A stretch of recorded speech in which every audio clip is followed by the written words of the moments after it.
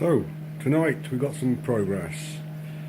I took the faceplate off, which meant taking the little lever off and taking the lever handle off. Didn't want to do that because all I wanted to do is get the apron working. So here is the apron completely off.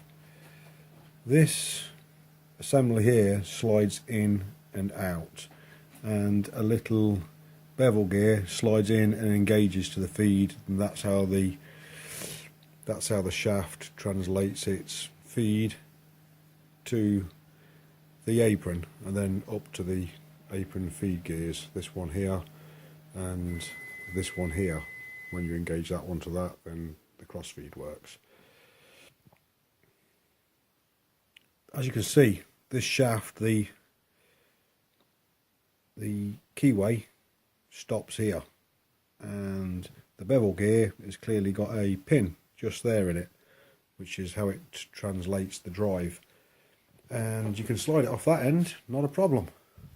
So on this shaft, you think, oh yeah, I'll just pull this shaft straight out of that gearbox.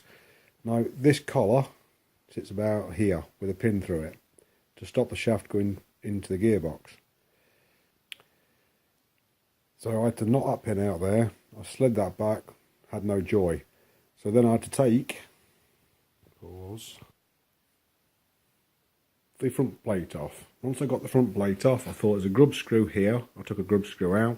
I don't think the grub screw's for anything apart from holding in the brass bush, which is in there. But I had to take a pin out of that gear. You can see the hole in it. But that was not the end of it. It was quite in depth. The other thing what we need to know about when you're taking these to pieces is this assembly here.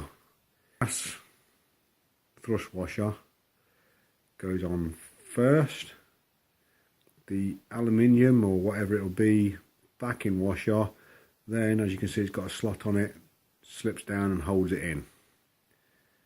That's how that goes, and then this assembly goes on it. There's another thrust washer in there, and then that's the tension nut to push against the thrust washer, which sits on the end of the shaft. The two brass oilers there, you just squirt oil in and then oil comes out into that hole inside there and that hole inside there, and fills them up with oil. This one doesn't need oiling because it's a static. It's the stop bar, which is that one there. It doesn't turn, this one doesn't. This one's just so when you've got the stop there and a couple of things to take it to pieces. A couple of bent levers, I believe they're bent levers.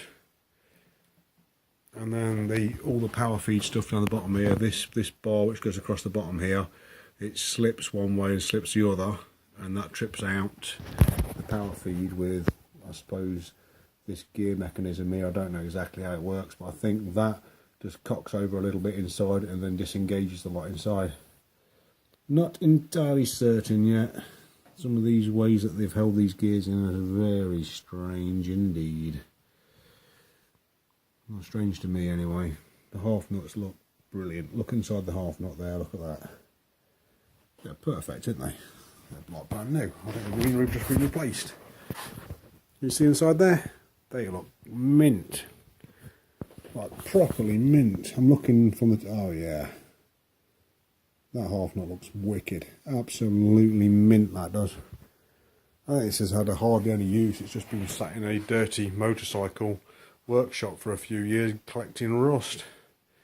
And then when this lot wasn't working, he was trying to force the levers every time he was using it, and they just bent down a little bit and bent up a little bit. I don't know.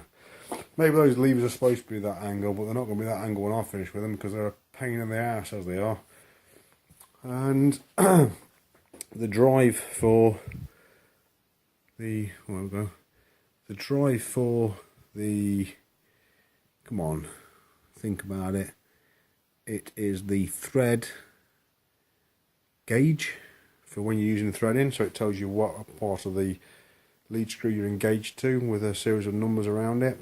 Well, I found it was just, the reason why it wasn't working is because it was just pushed in a little bit like that and basically dragging against the bedways but all I needed to do was pull it back out a little bit, then it engages and it works perfectly. I just need to find the correct bolt to go in there. Don't know what that is, but I'll figure it out. That's what I've been playing with tonight. Try and ignore the microwave in the background. Yes, this is in the kitchen because my garage isn't finished yet. So I've took the saddle off, and I'm thinking this lever, it doesn't look bent.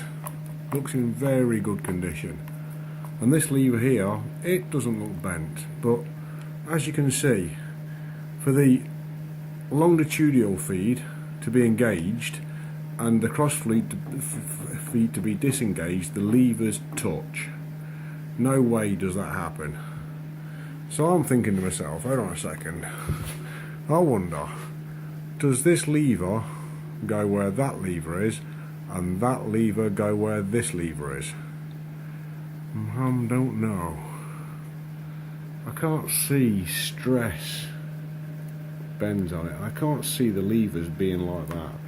Because like I say, that has got to be out this way for it to be disengaged, and for that to be engaged it has to be all, and it can't go all the way in. It is. It's touching. Maybe that's how it goes, I don't know. It just seems a little bit crap, to be fair. But on the apron here I have removed the levers you see there.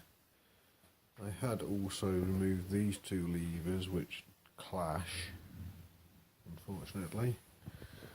Now, the way they're clashing because the bottom drive is engaged. They're not clashed now, but to engage the longitudinal feed, they clash, they touch. Disengage, and then to engage the cross feed, it don't like it. You can get it in if you force it, and then to get it back out again is really difficult, properly difficult. So it has freed up a little bit, but we're still not quite calling that. Yeah, it just doesn't. There we go, it's in there now. It's better, but it's not very good. So that's got to be sorted out. It's an auto disengage for the auto feeds.